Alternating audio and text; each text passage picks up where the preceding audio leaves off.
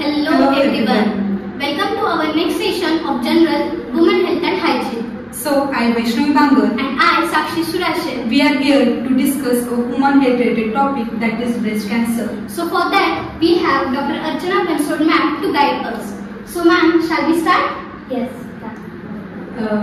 Ma'am, तर माझा पहिला क्वेश्चन असा आहे की ब्रेस्ट कॅन्सर म्हणजे काय? नेमकं ब्रेस्ट कॅन्सर काय असतो? ॲक्च्युली कॅन्सर म्हणजे काय की आपल्या बॉडीमध्ये अनकंट्रोलेबल ग्रोथ असते. म्हणजे बॉडीमध्ये जसं आपल्याला एखादी वूंड झाली किंवा जखम झाली तर आपण त्याच्यामध्ये सेल डिव्हिजन होतो आणि आपली वूंड हील होते, ते नॉर्मल आहे. पण जेव्हा बॉडीमध्ये सेल डिव्हिजन हे ॲबनॉर्मल होते, जे आपल्याला अपेक्षित आहे ते नव्हतं जास्त प्रमाणात होते, तर आपण मेटास्टॅसिस म्हणतो. त्याचे दोन टाईप्स असतात, एक बेनायन ट्यूमर असतो आणि एक मॅलिग्नंट ट्यूमर असतो. तर बेनायन ट्यूमर म्हणजे काय, ॲबनॉर्मल ग्रोथ होते पण ते आपल्याला हार्म नसते आपल्या बॉडीसाठी. म्हणजे ते एखाद्या ठिकाणी बऱ्याच जणांना लंप असतात हाताला वगैरे, आपण टेस्टला पाठवतो ते नॉर्मल येतात कारण त्याच्यामध्ये काही मेटास्टॅसिस झालेलं नसतं. म्हणजे ग्रोथ झाली आहे पण ती तिथल्या तिथंच झाली आहे, नंतर नाही ग्रोथ झाली. पण मॅलिग्नंट सेलमध्ये कसं असतं, मेटास्टॅसिसमध्ये कसं असतं, कंटिन्यू ग्रोथ होत असते. म्हणजे पेशंटच्या ज्या सेल्स टिश्यू असतात ना कंटिन्यू ग्रो आणि ग्रो होत असतात, ते सगळं बॉडीसाठी ॲबनॉर्मल आहे. आणि कॅन्सर हा जेनेटिक डिसीज आहे. म्हणजे DNA मधनं त्याला सिग्नल मिळतो की सेल आपल्याला मल्टिप्लाय करायचे, त्यामुळे जेनेटिक डिसीज आहे आणि ते लार्ज ऑफ डिसीजेस त्यात इन्क्लूड होतात. आता कॅन्सर म्हणायचं, कॅन्सरमध्ये पण व्हरायटीज आहे. लंग कॅन्सर आहे, ब्रेस्ट कॅन्सर आहे, सर्वायकल कॅन्सर आहे, युटेराइन कॅन्सर आहे, ओरल कॅन्सर आहे, किडनी कॅन्सर आहे, स्किनचा कॅन्सर आहे. त्याच्यामध्ये पण व्हरायटीज आहेत. पण आपण वुमेनशी रिलेटेड असल्यामुळे आपण आता ब्रेस्ट कॅन्सर विषयी बघणार.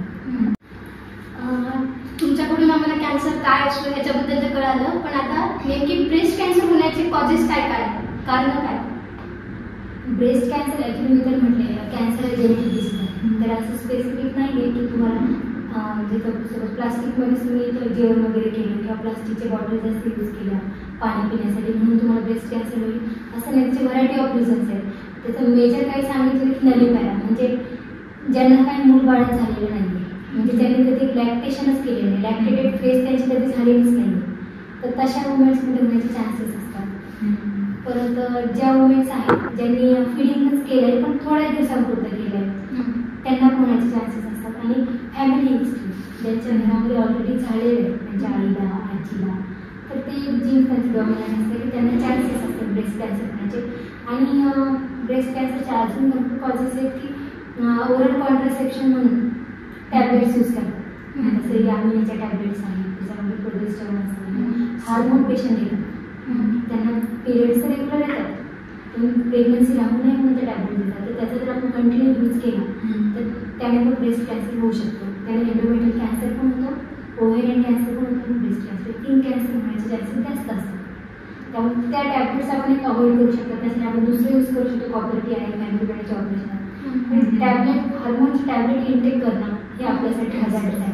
बरेचसे पेशंट PCOD असतात आणि आता त्यांचे ऑइल्स रेग्युलर येत नाही, ते पण OC पिल्स यूज करतात, 3-3 महिन्याचा कोर्स करतात. आणि ते त्यांना तेव्हा जाणत नाही काय, पण ते सपोज ती टॅबलेट जर आपण कंटिन्यू 2 वर्ष घेतली तर आपण त्या इंडिकेटेड क्रायटेरियामध्ये येतो की आपल्याला चान्सेस आहेत ब्रेस्ट कॅन्सर. म्हणजे जे नाही खात, जे खातात, जे टॅबलेट खातात OC पिल्स, त्यांना चान्सेस होण्याचे जास्त असतात. अशीच एक रिसेंट केस आहे, टीव्ही ॲक्ट्रेस हिना खान, तिला पण ब्रेस्ट कॅन्सर झाला आहे. आणि ब्रेस्ट कॅन्सरमध्ये असं नाही तुम्ही टाईट कपडे घालून, ते पण एक आहे, पण ते तुमचं लाईफस्टाईल झालं ना. पण तुमचं इंटरनली म्हणजे तुम्ही एक हार्मोन थेरपी केल्यासारखं करता. बरेच जणांना हिर्सुटिझम पण असताना PCOD, PCOS केसेसमध्ये तर सरस यूज करतात, ॲलोपॅथी तर कंटिन्यू यूज करतात. आणि प्री मेनोपॉझल फेजमध्ये तर सपोज पिरियड्स नाही आले, अमेनोरिया असल्या पेशंटला पाळी येण्यासाठी लगेच हार्मोन दिले, पाळी दिलं म्हणजे हार्मोन दिल्यानंतर त्यांची पूर्ण सायकल चालते, त्यांना तेव्हाच पाळी येणार. मग त्या सगळ्या गोष्टींमुळे त्यांना ब्रेस्ट कॅन्सरचे चान्सेस जास्त असतात. तर मग पुढचा क्वेश्चन आहे की जर ब्रेस्ट कॅन्सर झाल्यानंतर बेबी फीड करू शकतो की नाही? हे बघा, आपल्याला डायग्नोज झालं की आपल्याला ब्रेस्ट कॅन्सर आहे, पण आधी ते रूल आउट करायला मला ब्रेस्ट कॅन्सर आहे की नाही. ते आपण ते सॅम्पल पाठवतो, मग त्याची टेस्ट येते, आपण त्याच्यामध्ये कळतं आपल्याला ब्रेस्ट कॅन्सर आहे. पण जेव्हा आपली ती स्टेज असते म्हणजे त्याच्या वेगवेगळ्या स्टेजेस असतात. म्हणजे काही स्टेज असतात तर आपण हार्मोन थेरपी देतो पेशंटला, काही केमोथेरपी देतो, काही सर्जरीज करतो आपण. तर मग अशा केसेसनुसार सपोज केमोथेरपी आपण दिली तर ते दुधातून बाळाला पण जाणार ना, कारण आई जे खाणार तर ते आईच्या ब्रेस्ट मिल्क म्हणून बाळाला पण जाणार. बाळासाठी पण ते हजारच असतं आणि आईची स्टेज आणि तिच्या आईला ट्रीटमेंट कोणती चालू आहे त्याच्यानुसार डिसाईड करायचं, पण नाही करायचं. आणि आपण कसं ओळखू शकतो की आपल्याला ब्रेस्ट कॅन्सर झालं, म्हणजे त्याचे सिम्पटम्स काय, प्रायमरी सिम्पटम्स? एक तर फर्स्ट आहे आपलं एक लंप लागतो आपल्याला ब्रेस्टमध्ये. नॉर्मल ब्रेस्टमध्ये आपले लिम्फ नोड तर असतातच, पण ते नॉर्मल टिश्यूज असतात. म्हणजे लग्नाच्या आधी जर ब्रेस्ट बघितले तर एकदम टाईट लागतात आणि आफ्टर डिलिव्हरी वगैरे ब्रेस्ट एकदम स्मूथ असतात कारण फिडिंग करत असल्यामुळे. आणि साईन बघितलं तर एक तर लंप लागतो अप्पर क्वाड्रंटमध्ये किंवा मग कोणत्या लोअर क्वाड्रंटमध्ये, लॅटरल क्वाड्रंटमध्ये ब्रेस्टच्या दोन्ही साईजमध्ये आपल्याला लंप लागणार.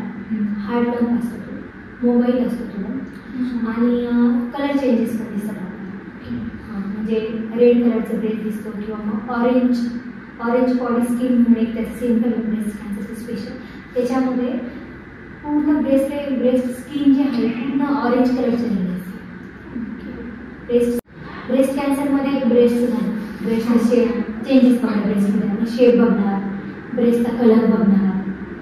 निपल पण फार महत्त्वाचे. निपल नॉर्मल निपल इलिव्हेटेड असतात, पण त्याच्यामध्ये इन्व्हर्टेड निपल होतात. इन्व्हर्टेड म्हणजे आत जातात निपल, आणि निपलमध्ये डिस्चार्ज पण होतो, व्हाईट डिस्चार्ज होणार किंवा रेडी डिस्चार्ज होणार, थिकी डिस्चार्ज होणार, हे पण सिम्पटम आहेत.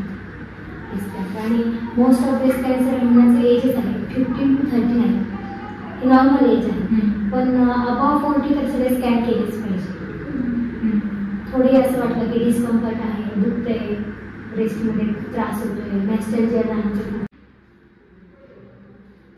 जनरली असं बघितलं जातं की लेफ्ट साईडचा जो ब्रेस्ट कॅन्सर आहे तो जास्त करून कसं असतं आपलं प्रत्येक जिथे डोनर ऑर्गन दिले ते सेम नाही आहे. प्रत्येकाचा साईज आणि शेप वेगवेगळे. जसं अप्पर किडनी, लोअर किडनीमध्ये पण डिफरन्स आहे. राईट किडनी ही हायर आहे, राईट किडनी लोअर आहे, लेफ्ट किडनी हायर आहे. त्यांच्या शेपमध्ये पण डिफरन्स आहे. तसं ब्रेस्टमध्ये पण लेफ्ट ब्रेस्ट साईज मोठी सांगितलेली आहे, म्हणजे तिथे जास्त टिश्यूज असतात, तिथं जे कंपोनंट्स आहेत ते थोडं जास्त प्रमाणात आहे, त्यामुळे ते इन्क्रीज साईज सांगितली. त्यामुळे त्या ठिकाणी जास्त ब्रेस्ट कॅन्सर लेफ्ट साईडलाच होतो. ॲक्च्युली ब्रेस्ट कॅन्सर होण्याची तिथं सेल डिव्हिजन जास्त आहे ना, आणि आपण कॅन्सरच्या टर्मिनॉलॉजीजमध्ये म्हणतो की जिथं सेल डिव्हिजन होत आहे, ॲब्डॉमिनल सेल डिव्हिजन होतं, तिथे कॅन्सर जास्त असतात. आणि एक बऱ्याचशा मदर असतात ना, त्या फिडिंग करत नाहीत बेबीला, त्यामुळे मग त्यांना ब्रेस्ट ॲब्सेस पण तयार होतो. त्यामध्ये पण सेल ॲब्डॉमिनल डिव्हिजन होऊन नंतर ब्रेस्ट कॅन्सर होऊ शकतो. लाईफस्टाईल कशी असावी म्हणजे जेणेकरून आपल्याला ब्रेस्ट कॅन्सर होणार नाही, म्हणजे अवॉइड कसं करायचं ब्रेस्ट कॅन्सर? एक तर आपण वेट गेन नाही करायचं, अल्कोहोल स्मोक तर बिलकुलच नाही करायचं, टोबॅको चेविंग पण नाही सांगितलेलं, कारण त्याने पण कॅन्सर होण्याचे चान्सेस जास्त असतात. आणि बाकी हेल्दी लाईफस्टाईल, हेल्दी फूड खा, व्हेजिटेरियन डाएट खा, आणि क्लोथिंगबद्दल कसं क्लोथिंग तुम्ही स्मूथ आपल्या सीझन वाईज यूज करू शकता. टाईट कॉटनचे कपडे घालायचे, पावसाळ्यात थोडी ब्लूज, हिवाळ्यात थोडी ब्लू, आणि शक्यतो अवॉइडच करायचे टाईट कपडे घालायचे. ब्रेस्ट पण टाईट नाही यूज करायचं, ब्रेस्ट मोस्ट ऑफ कम्फर्टेबलच यूज करायचे. आणि म्हणजे जसं आता तुम्ही बोलले की अल्कोहोल त्याचं कन्झम्पशनच नाही करायचं पाहिजे ते सांग. आणि डायग्नोस्टिक्स टेस्ट काय असू शकतो की कसं डायग्नोस करायचं की ब्रेस्ट कॅन्सर झालं? तर आपण एक तर त्याच्यामध्ये मॅमोग्राफी करतो किंवा मॅमोग्राम करतो, म्हणजे एक स्क्रीनिंग टेस्ट असते. तर जसं आपण पोटात दुखत असते किंवा सोनोग्राफी करतो, तसं आपल्या ब्रेस्टमध्ये चेंजेस कळाले तर आपण लगेच एक मॅमोग्राफी किंवा मॅमोग्राम म्हणून टेस्ट असते, त्यात सगळं दिसून येतं पेशंटला मेटास्टॅसिस होत आहे की नॉर्मल आहे, नॉर्मल सेल डिव्हिजन होत आहे की ॲब्नॉर्मल सेल डिव्हिजन होतं, त्याच्यामध्ये मग आपल्याला लगेच कळून येतं. आणि नंतर आपण छोटंसं ऑपरेशन करून ते टेस्टलाही पाठवतो, त्याची बायोप्सी पण आपण करतो. आणि त्याच्यामध्ये पण वेगवेगळ्या स्टेजेस आहेत. तुम्ही जर केमोथेरपी घेत असेल, सर्जरी केमोथेरपी असेल किंवा अँटीबायोटिक्स घेत असेल, हार्मोन थेरपी घेत असेल, सर्जरीमध्ये पण वेगवेगळं आहे. जसं प्लास्टिक ब्रेस्टचं जर साईज जास्त असेल तर ती कमी करायची, कमी असेल तर वाढवायची, म्हणजे वाढायचं ते करू शकतो. लंपेक्टॉमी तर लंब असेल तर तो काढतो आपण, लंपेक्टॉमी म्हणतात त्याला. लंब आपण एक्झामिनेशनला पाठवतो, हिस्टोपॅथीला पाठवतो, मग आपल्याला रिपोर्ट येतात. तर पुढचं मग आपल्याला स्टेप क्लिअर होणार पुढे काय करायचं. आणि परत मॅस्टेक्टॉमी पण आहे, त्यामुळे आपण कळाले आपल्याला तर ब्रेस्ट कॅन्सर आहेच. पण लोकल एरिया जे लोकली आहे ना तो, तर आपण तिथलं ब्रेस्ट पूर्ण काढून टाकायचं, जेणेकरून कॅन्सर स्प्रेड होणार. शस्त्रक्रियेला काही पर्याय आहे का, म्हणजे शस्त्रक्रिया न करता आपण शस्त्रक्रियासाठी बेस्ट आहे ब्रेस्ट कॅन्सरसाठी. कारण हे बघा, शस्त्रक्रिया कशासाठी आहे की जिथे तुम्हाला ॲबनॉर्मल सेल डिव्हिजन झाले तिथनं पूर्णतः ब्रेस्ट आपण काढतो. म्हणजे जेवढ्या ॲबनॉर्मल सेल आहेत आणि थोड्या तिथं फ्रेश सेल पण येतात त्याच्यासोबत, कारण आपल्याला पूर्ण काढायचं आहे ना. कारण तुम्हाला बोलली होती सुरुवातीलाच व्हरायटीज ऑफ कॅन्सर आहे. तर ल्युकेमिया, बोन कॅन्सर, ल्युकेमिया म्हणजे ब्लड कॅन्सर, सारखं म्हणजे बोनचं कॅन्सर, ते इतके आपण नाही करू शकत त्यांना, कारण बोन रिप्लेसमेंट कसं लागतं, कारण होल बॉडीमध्ये होतो. पण ब्रेस्ट कॅन्सर हा जो आहे, कार्सिनोमा जो आहे मॅलिग्नंटवाला, तर तो लोकल एरियात आहे, स्पेशलायझेशन दाखवते. तिथला जर आपण शस्त्रक्रिया जर आपली सक्सेस झाली तर आपल्याला रिकरंट चान्सेस नाही, रिकरंट होणार नाही ना. म्हणून सर्जरी कधी बेस्ट नाही ब्रेस्ट कॅन्सर, म्हणजे त्याच्यामध्ये चान्सेस कमी आहेत नंतर पुन्हा कॅन्सर होतो. हां, कारण आपण जिथे प्रॉब्लेम झाला तिथलं पूर्ण ते सॉल्व्ह करतोय ना. तर ऑपरेशन सक्सेस झालं पाहिजे. ऑपरेशन नंतर म्हणजे पण केमो घ्यावे लागतात, आपापल्या स्टेजेसनुसार असतात. तर त्याचे 4 स्टेजेस सांगितले आहेत कॅन्सरच्या.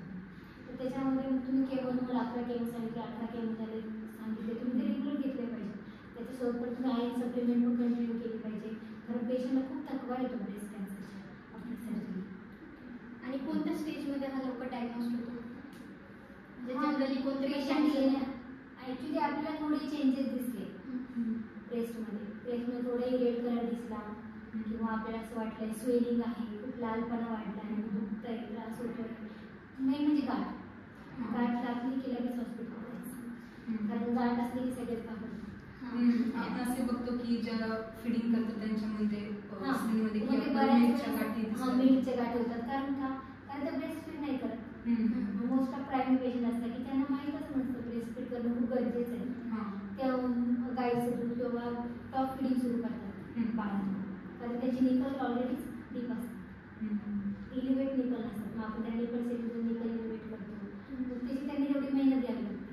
मॅन्युअली आपण मिल्क रिमूव्ह करतो, तर मग ते मिल्क कलेक्शनमुळे पण होऊ शकतं. पण ते त्याचं रूपांतर मिल्क कलेक्शनचं झालं ना तर त्याचं रूपांतर ॲक्सेसमध्ये होतं. सर्जरी झाल्यानंतर काय काय आपण प्रिव्हेन्शन घेतले पाहिजे?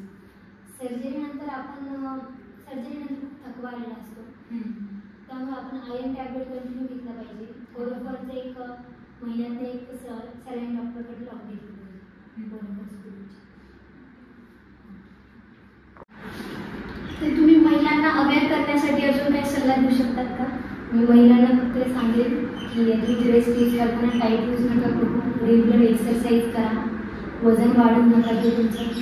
आणि तुम्हाला ब्रेस्टमध्ये काही चेंजेस वाटले तर तुम्ही तात्काळ हॉस्पिटलला व्हिजिट करा. आणि लहान मुलांना 2.5 ते 3 वर्षापर्यंत तुम्ही फिडिंग करा, कारण फिडिंगने पण बरेचसे कॅन्सर होत नाही.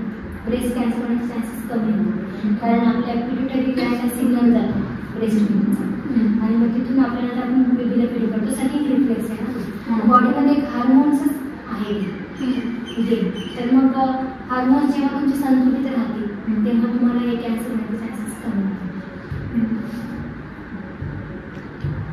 जर तुम्ही एवढ्या महिलांना किंवा आम्हाला पण गाईड केल्याबद्दल thank you.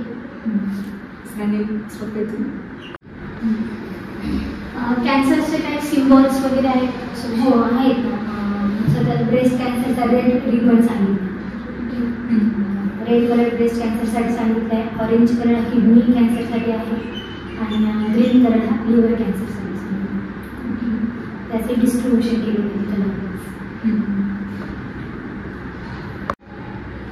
So thank you so much ma'am for guiding us. तुम्ही जी पण काही इन्फॉर्मेशन दिली की महिलांनी आपल्या हेल्थ हायजीनबद्दल कशी काळजी घेतली पाहिजे, त्यानंतर काय विअर केलं पाहिजे, काय नाही विअर केलं पाहिजे, ज्याने आपल्याला ब्रेस्ट कॅन्सर सारखे मोठे आजार होणार नाही, या सगळ्या गोष्टींबद्दल माहिती दिल्यासाठी तुमचं मनपूर्वक धन्यवाद. Thank you thank you ma'am.